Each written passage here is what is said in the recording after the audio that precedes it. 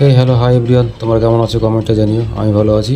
তো আবার একটা নতুন ভিডিওতে তো আজ আমি গেছিলাম সেই তাহেরপুরের ফুটবল খেলা দেখতে। তোমরা সবাই জানো ঐতিহ্যবাহী একটা ফুটবল খেলা, প্রচুর দর্শক এবং প্রচুর ভালো ভালো নামি দামি প্লেয়ারগুলো এখানে খেলতে আসে।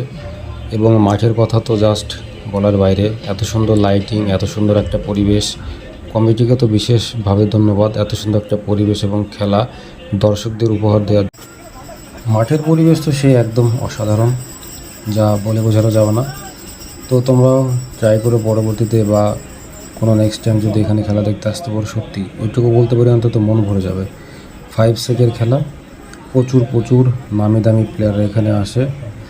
ডোডোস থেকে শুরু করে লুলু, প্যানিস, রূপম, যত সব মানে আমাদের ছোটো মাঠে যত ভালো ভালো প্লেয়ার আছে সব এখানে আসে।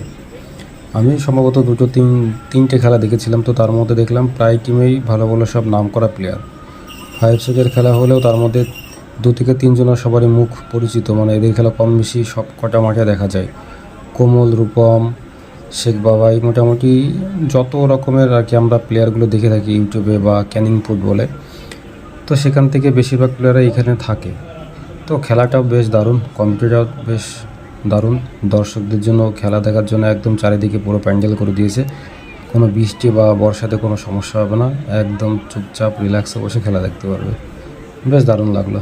আগেও গেছি, এবারও গেছি, সত্যি দারুণ দারুণ।